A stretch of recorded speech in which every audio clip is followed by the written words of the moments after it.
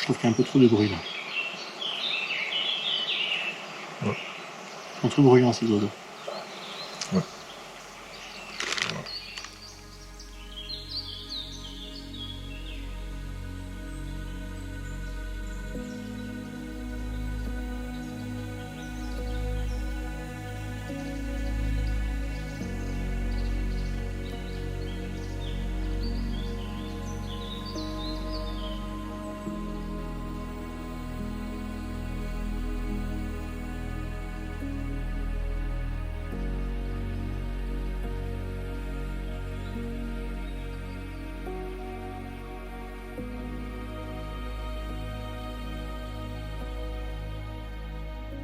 Les gens qui arrivent là sont étonnés du fait, je crois qu'ils ne s'attendent pas à un endroit aussi sauvage, entre guillemets, aussi désertique, on va dire. Ils sont vraiment, je pense, complètement du coup déconnectés de leur vie quotidienne parce qu'ils sont dans un endroit qui doit ressembler à la démographie du Sahara, je pense.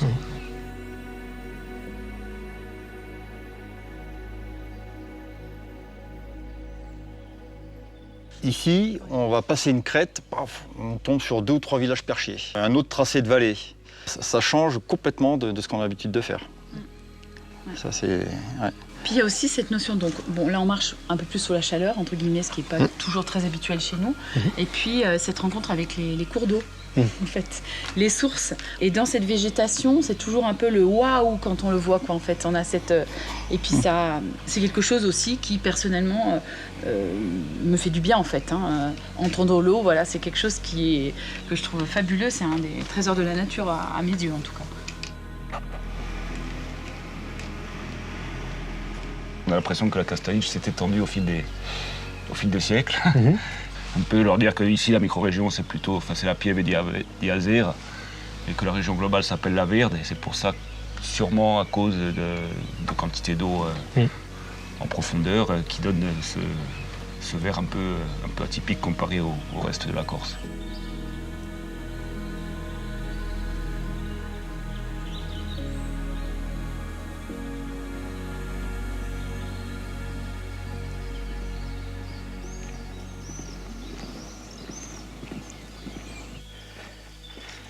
Juste face à moi, le sentier, en pleine nature.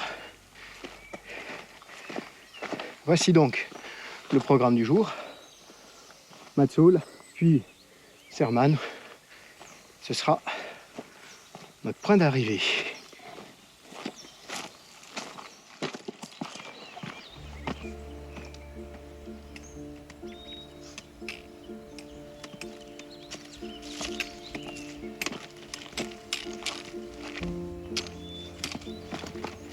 Dès que l'on quitte Pianel, où nous avons passé la nuit, nous nous retrouvons tout de suite dans cette nature sauvage.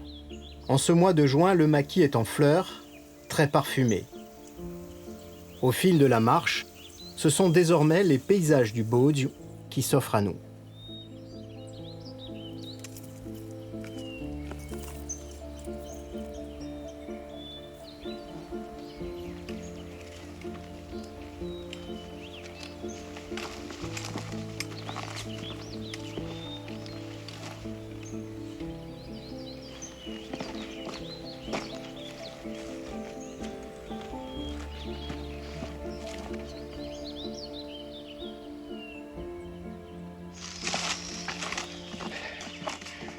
Et après un passage à découvert, on change un petit peu de végétation et de parcours avec le sentier. Avec le sentier qui là est un petit peu à couvert. Et on ressent un petit peu de fraîcheur accumulée de la nuit, encore bien présente.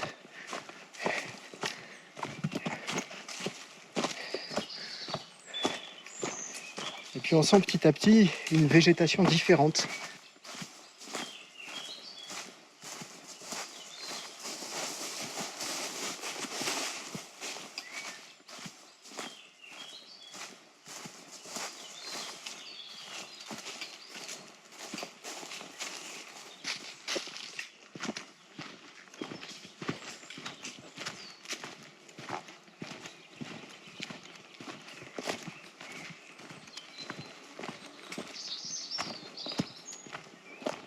on retrouve encore quelques châtaigniers.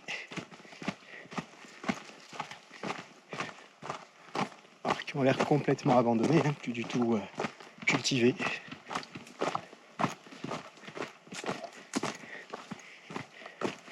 Et c'est vraiment un sentier très agréable aujourd'hui,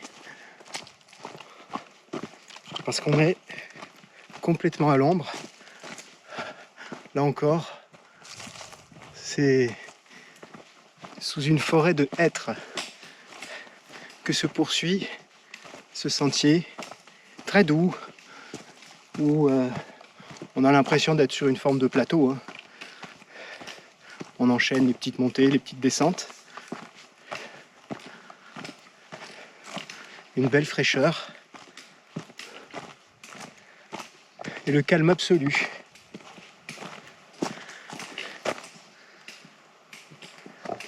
À part les bâtons.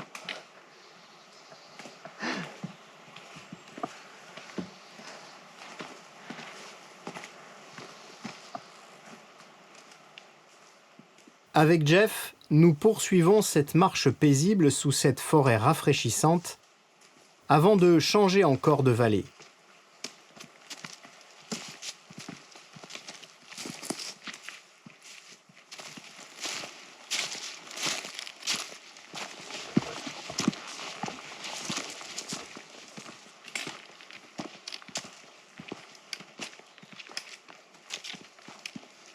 Les paysages sont encore une fois magnifiques, mais la vue est limitée par la présence de particules fines venues du Sahara, des conditions particulières avec lesquelles il faudra faire pendant plusieurs jours.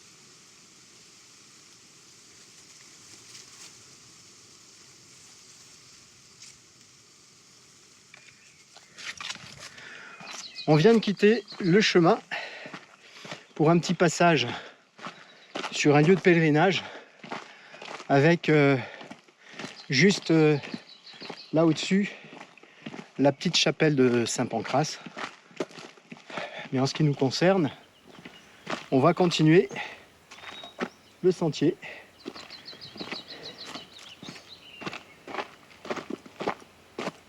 Et petit à petit, on va rejoindre Matsola.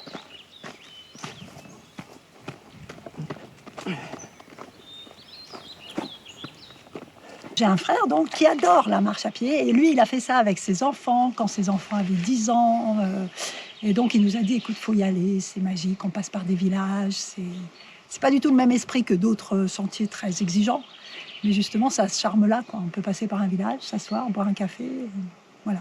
On sent que c'est des sentiers qui sont là depuis des centaines d'années, qui ont déjà été pratiqués par les Corses. C'est hors du temps, presque hors de la réalité quelque part surtout quand on habite comme nous dans des zones assez peuplées, quoi. On s'évade totalement, c'est l'évasion. Si on se terre, ça allait entendre des petits oiseaux.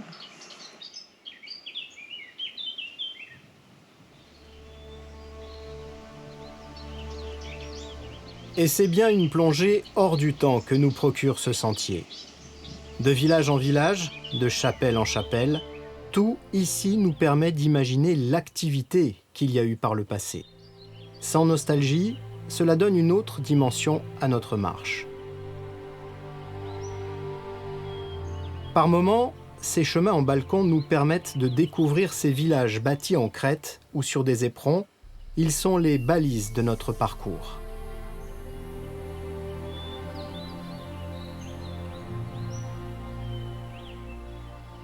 En cette saison, si on y prête attention, la nature nous offre aussi bien d'autres trésors et petits plaisirs.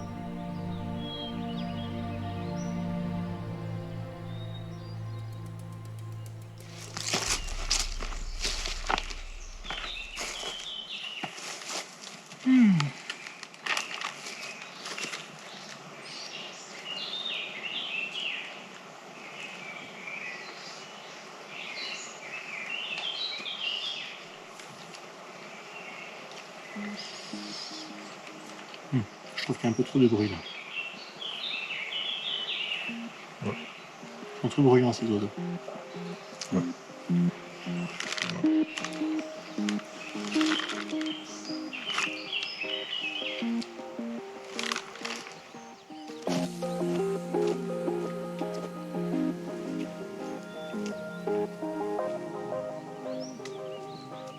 Après cette pause repas, nous poursuivons toujours de vallée en vallée. Le chemin passe ainsi par Allende, son ancien couvent, aujourd'hui à l'abandon, avant de descendre encore pour traverser les ruisseaux de Capanale et Rosso.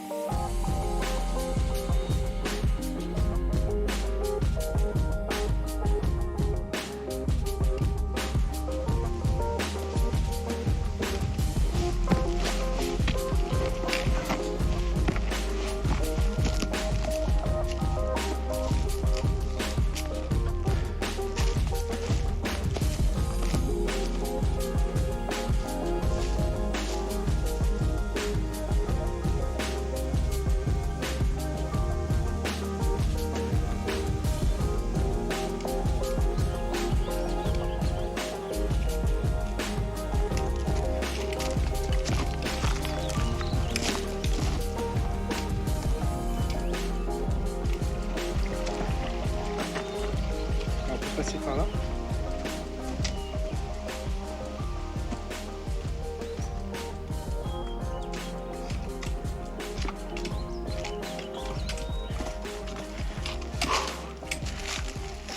Allez, on est presque arrivé au terme de cette deuxième étape. Où on a marché, comme on le voit ici encore, sur d'anciens sentiers muletiers avec des murs souvent de chaque côté. Et on va arriver dans un instant à Sermane, qui sera donc le terme de cette nouvelle étape sur le Maramar. Et demain, on prendra la direction de Corté.